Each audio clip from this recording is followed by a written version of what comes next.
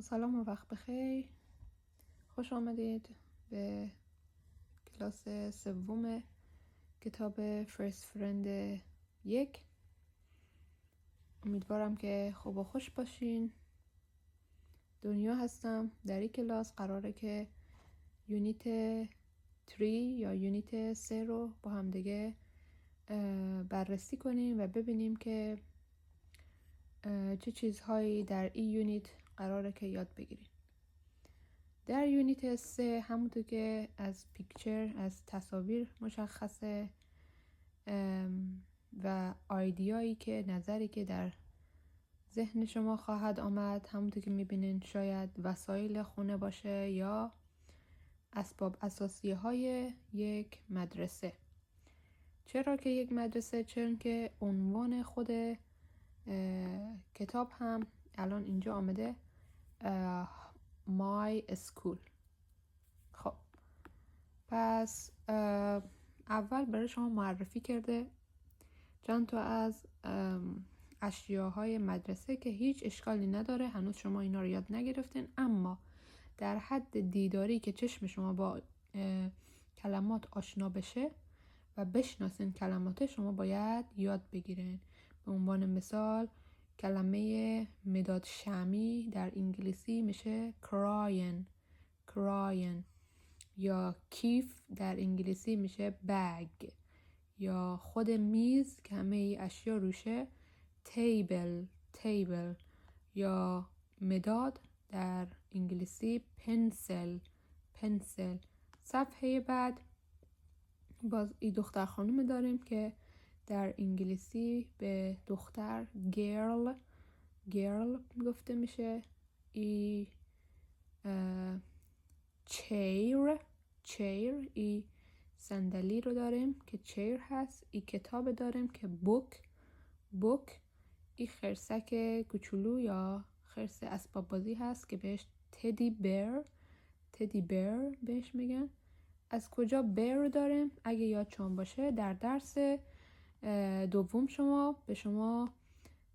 در درس اول شما به شما یاد داد که اگه خواستین خرس بگین bear بعد بگین. و یکی از چیزهایی که برای اسباب بازی خرس کوچولو استفاده میشه، اینجا مینویسم، استفاده میشه بهش تدی بهش میگن. تدی بیر یعنی چی؟ یعنی خرس کوچولو یا خرس مهربان یا در کل اسباب بازی خرس. میریم سراغ خود کتاب، سراغ درس 3. یکی از چیزهایی که باید حواس شما باشه که بخواین مثلا بگین هر کدوم از اینها نام ببرین، اسمهاش هستش و یک فاعل و فعلی که بخواین معرفی کنین هر کدوم از این اشیاء مدرسه. به عنوان مثال داخل فارسی ما میگیم این یک مداد است، این یک خودکار است، این یک کتاب است، این یک که بخوایم به یکی نشون بدیم یکی نمیشناسه، زبان ما تازه میخواد با زبان ما آشنا بشه، بریم میگیم یک دونه سیب نشون بدیم. چی بریم میگیم این یک سیبه. خب حالا داخل انگلیسی چی؟ داخل انگلیسی به استفاده میکنن از it is. اینجا مینویسم دوباره it is به چه معنایه؟ به همون معنای این هستش و بیش از اندازه به کار میره، زیاد استفاده میشه و خیلی کاربردیه. میشه استفاده کنن برای معرفی یک چیزی در زبان انگلیسی. it is و بعدش هم اسمی که میخواین بیارین، مثلا اپل هستش. اگه سیب میخواستین مثل داخل فارسی که گفتین it is apple. حالا به جای ای اپل شما میتونین یک چیز دیگه استفاده کنین. چی استفاده میکنین؟ هر کدوم از اینها رو میتونین بیارین. خب it is crayon, it is bag, it is pencil, it is table. اوکی؟ پس همه اینها آسون میشه اگر شما بخواین روش مؤدبانه که شما از it is به معنای چیه؟ چرا it is گفتیم؟ به معنای این هست، یک کتاب این هست، یک خودکار این هست، یک پاک کن که استفاده کنه. حالا به اون کاری نداریم، به اون مبحث it is در جلسات آینده یاد خواهیم گرفت. بریم سراغ خود کتاب شما که کتاب این صفحه دوباره گفته این صداهای شماره 19 گوش بدین که دوباره معرفی کرده به شما، گفته مثلا کراین، اینجا کراین دارین، دورش میتونین خط بکشین اسم برای هر کدوم از اونها. شما در این صداها رو میتونین در هر وبسایتی که سرچ کنین اسم نام همین کتابه صداهایی هم باهاش میاد. مثلا کراین مشخصه، بگ شما بعد دورش رو خط بکشین. بوک چی میشه؟ بوک کدوم یکی از اینها میشه؟ این میشه، این میشه، این میشه، چی میشه؟ بله ایشون میشن بوک، کتاب کتاب کتاب، بوک بوک بوک. بعدی چی داریم؟ داریم پنسل پنسل پنسل. بعدی بگ بگ بگ. خب اون صفحه به شما گفتم دختر خانم میشه گیرل، آقا پسر به نظر شما چی میشه؟ آقا پسر یا یک پسر به انگلیسی میشه بوی بوی بوی. اینجا منویسم برای شما، خوبه برای دانستن شما. پسر مخالفش بخوایم دختر بگیم گیرل، دختر میشه. پس بوی و گیرل هم ما یاد گرفتیم. اگه خواستین دفتر نوت برداری، یادداشت برداری داشته باشین که اینها رو بنویسین، چون ما میریم سراغ صفحه بعد. صفحه بعد نگاه بکنین، یه نگاه بندازین به نظر شما در مورد چه چیزی هستش، چه کسایی در این تصویر میبینین، چه چیزهایی میبینین و چه اتفاقاتی به نظر شما داره داخل این تصویر میفته؟ به من بگین. خب اول از اشیا اگه بخواین نام ببرین، اشیار همونطور که الان قبلا یاد گرفتین، همین صفحه قبل یاد گرفتین. اشیایی که اینجا هم میبینین دوباره تیبل هست، چیر هست، درسته؟ ای از تیبل، ای از چیر. دیگه چی هست؟ دیگه آفرین، اونایی که گفتن تدی بر یاد گرفتن. بوک هست، کراین هست، پنسل هست. فکر نمی کنم پنسل اینجا نمیبینیم، نه. پس کراین داریم، بوک داریم، بوک خیلیه اینجا، و تیبل و حالا گرل هست و بوی، درسته؟ ای پسر و این هم دختر خانم. خب این خانم اسمش چی میشه؟ این خانم تیچر ای کلاس هست، یعنی استاد، معلم، آموزگار. تیچر بالا اسمشو منویسم. تیچر در انگلیسی به معنای معلم، استاد، آموزگار می باشه. و ای بوی و گرل ها که دارین داخل ای تصویر می بینین چی هستن؟ آفرین، دانش آموزهای ای خانم هستن، ای استاد، ای تیچر هستن. پس بخوایم دانش آموزای یک تیچر نام ببریم چی باید بگیم؟ student. student به انگلیسی یعنی چی؟ یعنی شاگرد، یعنی دانش آموز. خب به تصویر نگاه کنین دوباره، چه کاری دارن انجام میدن؟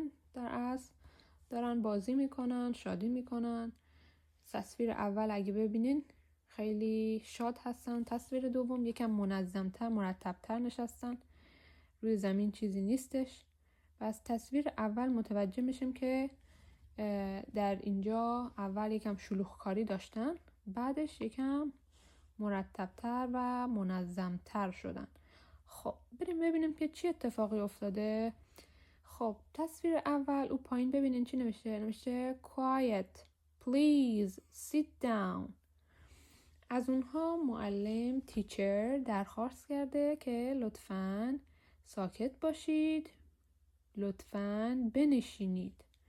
ساکت باشید، لطفاً بنشینید. پس میفهمیم که quiet به معنای سکوت، ساکت.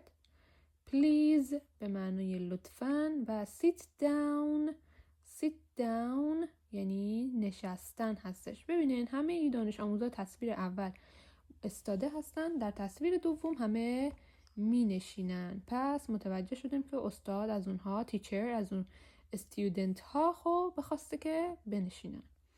خب تصویر دوم هم به خاطر نظم و انضباطی که داخل کلاس ایجاد شده تیچر از اونها تشکر کرده و چی گفته؟ برای تشکر کردن در انگلیسی شما از کلمه thank you، از عبارت thank you استفاده میتونین بکنین. پس اول quiet, please sit down. Thank you everyone. thank you. پس thank you استفاده کرده و از همه بر خاطر رفتار مؤدبانه اینا و گوش دادن به حرف تیچر تشکر کرده. خب بریم صفحه بعد. صفحه بعد هم به همین منوال هست و رفتارها در اسکول یا در کلاس هستش. اسکول به معنای مدرسه که تایتل یا عنوان ای درس شما بود. ببینین my school یعنی مدرسه من. خب اینجا در این تصویر ببین او پایین همیشه این کتاب او پایین همه چیزهایی که داخل این کلاس گفته میشه را توضیح داده. ببینید چی گفته عبارت اول گفته value behaving at school everyday English please open your book sorry.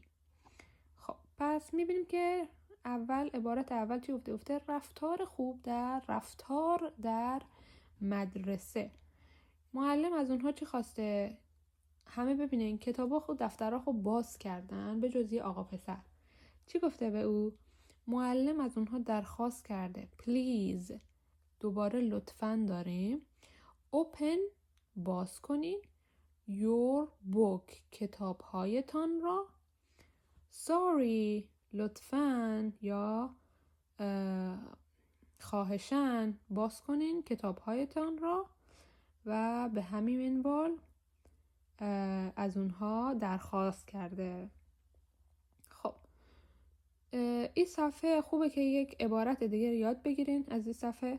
همین please یعنی لطفاً دوباره open به معنای باز کردن یک چیزی هست و بعد از open باید فعل هستش. open انجام یک کاریه، دستوریه، به اونها از اونها خواهش کرده، دستوری از اونها خواسته که کتاب‌های خود باز کنن.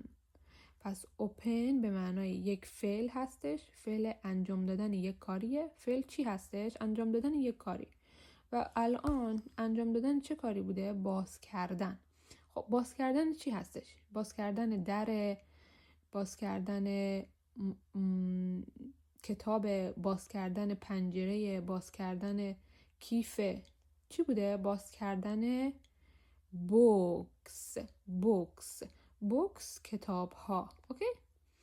بریم سراغ صفحه بعدی. اگر بوکس خواستین ای پایین نوشته، بذارین برای شما بنویسیم. نوشته شده، اصلش برای شما اینجا نشون داده. اگه بخوایم هایلایتش هم کنیم اینجا گفته. میریم سراغ صفحه بعد. صفحه بعد رسیدیم به الفبای اصل کاری، کار اصل کاری که ما نیاز داریم که یاد بگیریم در این کتاب. در این درس 3 به شما یاد داده الفبای ای و اف. 2 حرف ای و اف کلمات 5 و 6 زبان انگلیسی هستند. کلمه اول چی بود؟ A. کلمه دوم B. کلمه سوم C. کلمه چهارم D. کلمه پنجم E و کلمه ششم F هستش. پس اول اگر شروع کنیم از E، طرز نوشتاری از بالا یک خط به سمت پایین،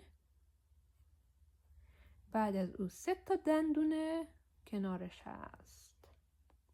خب خیلی آسان، از بالا به سمت پایین یک خط و بعد از او 3 تا دندونه به سمت بیرون و سمت راست حرف هست. کلمه ای شاید 3 یا 2 صدا داشته باشه. صداهایی که از ای خارج میشه، بیشترین صدا کلمه بیشترین صدایی که ازش خارج میشه صدای ای و صدای ا هستش. ای و صدای ا. خود کلمه اسمش چیه؟ اسمش روشه ای. پس صدایی هم که ازش خارج میشه همیشه ای، صدای ای و ا هستش.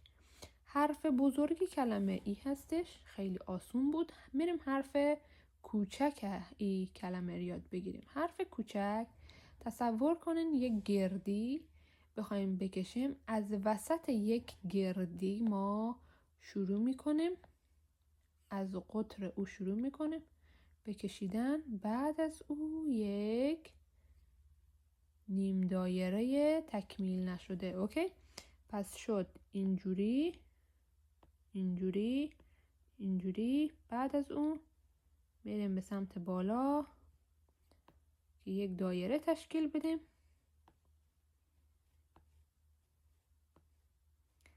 اما دایره بسته نمیشه، یک نیم دایره هست. نیم دایره این شکلی. طرز نوشتاریش زیاد مهم نیستش که شما حالا خیلی دقت کنین به نوشتن او که خیلی زیبا و خوشخط بنویسین. مهم هستش برای نوشتن خود شما، مهمه که یاد بگیرین چجوری بنویسین کلمه ای. برای کلمه ای کتاب کلمه elephant به معنای عکسش هست، به معنای چی؟ آفرین، فیل. ای پایین آورده گفته elephant. ای مثل elephant، ای مثل egg. بعداً باز کلمات دیگه هم میتونین یاد بگیرین، مثل کلمه چی؟ مثل کلمه egg به معنای تخم مرغ. مثل کلمه چی؟ مثل کلمه eat به معنای خوردن. خب میریم سراغ کلمه بعدی. کلمه زیبای بعدی ما چیه؟ کلمه F هستش. کلمه F خیلی آسونه، تقریبا شبیه ای هستش، اما برای ای ما 3 تا دندونه داشتیم، برای F ما 3 دندونه نداریم. ببینین چجوری نوشته میشه. از بالا به سمت پایین یک خط دوباره، اما به جای 3 دندونه ما 2 دندونه میذاریم، یکی از بالا و یکی از وسط همون حرف. پس از بالا به سمت پایین و 3 دندونه این شکلی باید داشته باشه.